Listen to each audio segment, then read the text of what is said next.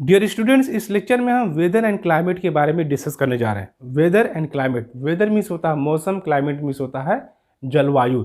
ये दोनों टर्म बहुत ही इंपॉर्टेंट है और इनको समझना बहुत ही आसान भी है, क्योंकि हम डे टू डे लाइफ में इस वेदर और क्लाइमेट से बहुत अच्छी तरह से इसको वेल नोन है हम लोग। ठीक है, इसको हम लोग जानते हैं। वेदर रिपोर्ट तो हम लोग डेली, अगर कोई न्यूज़ देखता होगा, न्यूज़ टेलीकास्ट जो होता है उसमें डेली वेदर रिपोर्ट भी आता है, न्यूज़पेपर में भी आता है। ओके, जिसमें बताया जाता है कि 4 महानगरों में, न्यूज टेलीकास्ट में जो वेदर रिपोर्ट बताता है कि 4 महानगरों में किस महानगर में बारिश होगी, कहाँ नहीं होगा, कहाँ सूरज बहुत ही ब्राइट होगा, कहाँ बादल रहेगा, कहाँ विंड की स्पीड बहुत तेज़ होगी, कहाँ आंधी तूफान आएगा, ओके, कहाँ चक्रवाती तूफान आएगा। तो ये सारी चीज़ें हम लोग क्या करते हैं, वेदर रिपोर्ट में देखते हैं। अब तो मोबाइल में भी वेदर रिपोर्ट देखना बहुत ही आसान हो गया है। आप अगले 1 वीक तक का वेदर रिपोर्ट देख सकते हैं, उससे ज़्यादा भी देख सकते हैं। मौसम वैज्ञानिक लोग उसको अपडेट करते रहते हैं, ओके, कि कल धूप निकलेगी, कल बारिश होगी, कल विंड की स्पीड कितनी रहेगी, कल तापमान कितना रहेगा, कल जो है कि वायुमंडल में, एटमॉस्फेयर में आर्द्रता, ह्यूमिडिटी कितनी रहेगी। इन सारी बातों को हम मौसम में, वेदर में जानते हैं। ठीक, इसमें जो चीज़ें भी हम जानते हैं वो चीज़ें किसके बारे में जानते हैं, वो चीज़ें कहाँ होती हैं, एटमॉस्फेयर की चीज़ों को जानते हैं कि एटमॉस्फेयर, वायुमंडल का तापमान, वायुमंडल में विंड स्पीड, वायुमंडल में आर्द्रता, ह्यूमिडिटी, वायुमंडल में बादल रहेंगे कि नहीं, बारिश होगी कि नहीं, ओके, जो सनलाइट ब्राइट रहेगा कि बादल रहेगा। तो ये सारी चीज़ें कहाँ है, प्रेशर कितना है, विंड या एटमॉस्फेरिक प्रेशर कितना रहेगा, प्रेशर लो रहेगा तो आंधी तूफान तेज आएगा, प्रेशर हाई रहेगा तो मौसम या एटमॉस्फेयर थोड़ा काम रहेगा, ओके, शांत रहेगा, आंधी तूफान मतलब नहीं आएगी। तो ये सारी चीज़ें हम वायुमंडल के रिगार्डिंग ही देखते हैं, एटमॉस्फेयर के रिस्पेक्ट में ही देखते हैं। ठीक, तो वेदर क्या बताता है, it is the state of atmosphere. State of atmosphere मतलब वायुमंडल की अवस्था, दशा और उसकी कंडीशन। ठीक है, स्टेट ऑफ एटमॉस्फेयर कब, at a particular place and time, किसी पार्टिकुलर प्लेस पे और किसी पार्टिकुलर टाइम पे वायुमंडल का दशा कैसा है, वायुमंडल की कंडीशन कैसी है, वायुमंडल की अवस्था कैसी है, इसको हम क्या कहते हैं, वेदर कहते हैं। ओके, वेदर क्या है, मौसम क्या है, वायुमंडल की जो अवस्था है, जो दशा है, जो कंडीशन है किसी पार्टिकुलर टाइम पे, किसी पार्टिकुलर प्लेस पे, उसी को बोलते हैं मौसम। यहाँ पे particular place and time word use किया गया है। पार्टिकुलर प्लेस जैसे देख लीजिए हिमाचल प्रदेश में, वहाँ का देखिए इस समय मौसम कैसा रहेगा। यहाँ का मौसम देख लीजिए प्लेन एरिया में, किसी निश्चित जगह पे और किसी निश्चित समय पे वायुमंडल की दशा कैसी है, वायुमंडल में की प्रॉपर्टी कैसी है, उसी को बोलते हैं हम वेदर, उसी को बोलते हैं वेदर।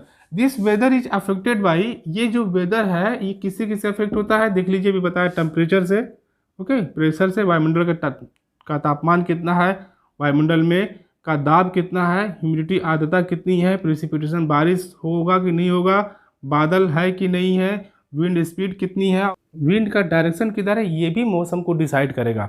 तो ये सारी चीज़ें, temperature time to time change होता रहता है, प्लेस टू प्लेस भी चेंज होता रहता है। अभी एग्जाम्पल दिए हिमाचल प्रदेश का, जहाँ पे बर्फबारी होती है, ओके, जहाँ पे बर्फ़ जमे रहते हैं, स्नोफॉल होता है। यहाँ देख लीजिए प्लेन एरिया में जहाँ पे बर्फबारी नहीं होती है।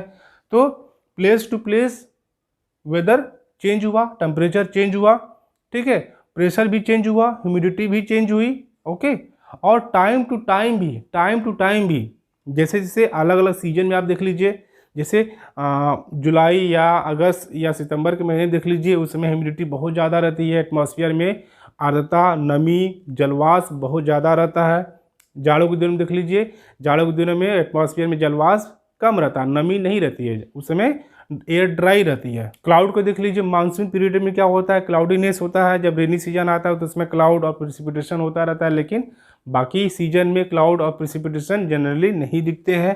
ठीक है, विंड डायरेक्शन, विंड स्पीड, तो ये सारी चीज़ों से, ये सारी चीज़ें क्या होती हैं, ये टाइम टू टाइम भी चेंज होती रहती हैं, टाइम टू टाइम।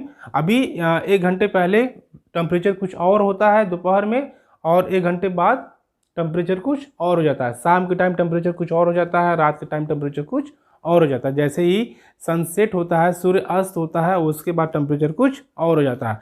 तो कहने का मतलब कि जो वेदर है ये टाइम टू टाइम चेंज होता रहता है, टाइम टू टाइम चेंज होता रहता है, इसीलिए इसको बोलते हैं it is short term phenomena.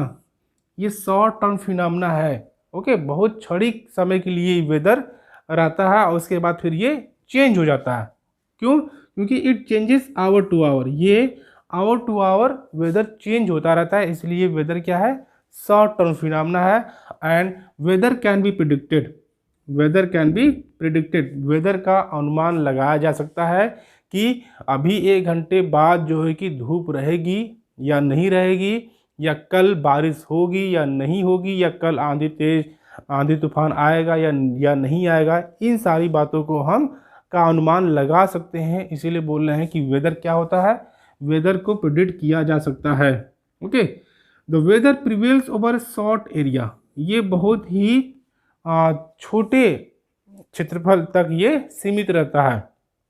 For example, जैसे रेजिडेंशियल एरिया में देख लीजिए, वहाँ का वेदर कुछ और रहेगा, और इंडस्ट्रियल एरिया का देख लीजिए, वहाँ का वेदर कुछ और रहेगा। ठीक है, अभी हम प्लेन एरिया में हैं, यहाँ पे हम हैं, तो हमारे घर के आसपास के वेदर कुछ और होगा। और अगर हम कहीं किसी उसमें चले जाएं, जैसे कि कोई बगीचे में चले जाएं, तो वहाँ का वेदर कुछ और होगा। ठीक है, तो बगीचा एक छोटा सा एरिया मान लीजिए, बहुत बड़ा एरिया में तो नहीं रहता है, तो वो क्या है, वहाँ के वेदर कुछ और होता है, उसके बगीचे के बगल का एरिया का जो वेदर होगा कुछ और होगा। घर के अंदर है तो घर के अंदर का वेदर कुछ और होगा। घर से जैसे ही आप बाहर जाएंगे तो बाहर का वेदर कुछ और हो जाएगा। इसीलिए कह रहे हैं it prevails over a short area, ये बहुत ही छोटी जगह तक ही सीमित रहता है, क्योंकि जगह बदलने पे वेदर भी बदल जाता है। इसीलिए यहाँ पे पहले ये टर्म दे दिया गया है, it is the state of atmosphere eight particular place and time, क्योंकि जगह जगह पे जो एटमॉस्फेयर का जो कंडीशन है वो चेंज होता रहता है, इसीलिए वेदर भी चेंज होता रहता है। ओके, इसीलिए वेदर क्या है, ये शॉर्ट एरिया तक ही सीमित रहता है। The study of weather is known as meteorology, meteorology. Okay, मौसम विज्ञान कहते हैं, मौसम के अध्ययन को, स्टडी को क्या कहते हैं? मेटियोरोलॉजी। और जो मौसम का विज्ञान का अध्ययन करते हैं, मौसम का जो अध्ययन करते हैं उन्हें कहते हैं मेटियोरोलॉजिस्ट, मौसम वैज्ञानिक। ठीक है, so this is all about weather. Weather क्या है? Day to day, hour to hour जो हमारे एटमॉस्फेयर में जो चेंज होते हैं उसके कंडीशन को जो बताता है वही है weather. It is the state of atmosphere over at a particular place and time. अब बात करते हैं क्लाइमेट की। क्लाइमेट जिसे जलवायु कहते हैं, ये क्या होता है? It is the average of weather condition for a period of एटलीस्ट 30 ईयर्स, एटलीस्ट 30 ईयर्स, कम से कम 30 साल तक के मौसम कंडीशंस, वेदर कंडीशंस के एवरेज को हम क्लाइमेट कहते हैं। ओके, कम से कम 30 साल के मौसम के एवरेज को, औसत को हम क्लाइमेट कहते हैं। ये स्टैंडर्ड डेटा है, इसको आप याद रखेंगे कि क्लाइमेट क्या होता है। Climate is the average of weather. Weather कब तक के लिए? फॉर ए पीरियड ऑफ एटलीस्ट 30 ईयर्स, कम से कम 30 साल के मौसम के औसत को क्या कहते हैं? क्लाइमेट कहते हैं। ओके, 30 साल के पहले तक की वेदर के औसत को हम क्लाइमेट नहीं कहेंगे, कम से कम 30 साल होना चाहिए। ठीक है, मीन्स ये क्या है? ये लॉन्ग टर्म फिनोमेना है, ये लॉन्ग टर्म फिनोमेना है। ये day to day, hour to hour, month to month, season to season, years to years change नहीं होता है। ये कब चेंज होता है या कब चेंज हम नोटिस कर सकते हैं? एटलीस्ट 30 ईयर्स के डेटा हमारे पास होना चाहिए वेदर का। ठीक, जैसे हम देखे थे कि वेदर जो होता है, temperature, pressure, humidity, wind speed, wind direction, cloudiness, sunshine, precipitation, इन सब से क्या होता है? अफेक्टेड होता है। लाइक वाइज ठीक उसी तरह क्लाइमेट भी इन्हीं सभी चीज़ों से अफेक्ट होता है, लेकिन उसमें जो मोस्ट इंपॉर्टेंट है वो है लैटीट्यूड, एल्टीट्यूड। ओके, ओशन का current, distance from the sea, और wind system. Okay, solar system, not solar system actually, sunshine, sun का जो लाइट है वो सब क्या करते हैं? क्लाइमेट को अफेक्ट करते हैं। लैटीट्यूड किस लैटीट्यूड पे है? ओके, 0 डिग्री लैटीट्यूड पे है, इक्वेटर पे है, कि मिड लैटीट्यूड पे है, कि पोलर रीजन में है। ओके, तो ये सब चीज़ें अफेक्ट करती हैं क्लाइमेट को, क्योंकि अगर कोई चीज़, कोई जगह या कोई कंट्री या कोई प्लेस मान लीजिए इक्वेटर पे है, इक्वेटर पे है, तो यहाँ पे इक्वेटर पे क्या होती है, सन की जो लाइट होती है वो डायरेक्ट पड़ती है और ये ज़्यादा फैलती नहीं है। लेकिन यही अगर पोलर रीजन में पड़ेगी, ओके, तो पोलर रीजन में जब लाइट पड़ती है तो ये क्या करती है, बहुत अधिक एरिया में फैल जाती है।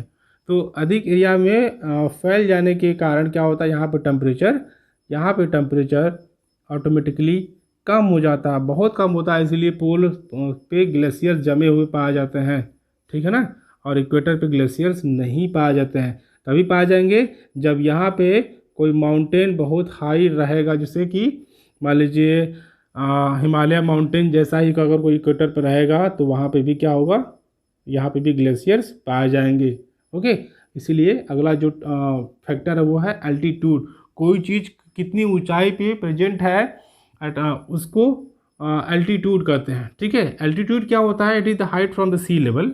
मान लीजिए ये सी है, ओके, दिस इज सी, ये सी है, तो और ये कोई माउंटेन है, तो इस सी लेवल से कोई प्लेस कितनी ऊंचाई पे है, वर्टिकल हाइट फ्रॉम द सी, उसी को हम एल्टीट्यूड कहते हैं। खैर ये सब डिटेल में हम आगे के लेक्चर में देखेंगे। ओशन करंट, बहुत सारे ओशन करंट है जो बहुत ही हॉट करंट को फ्लो करते हैं, जिससे गल्फ स्ट्रीम ये क्या करती है, जिधर फ्लो करती है उसी की वजह से वो उधर के क्लाइमेट को चेंज कर देती है। एल नीनो, ला नीना, ये भी इसी ओशन के करंट के अफेक्ट ही है। इससे क्या होता है, क्लाइमेट चेंज हो जाता है। विंड स्पीड को जानते ही हैं।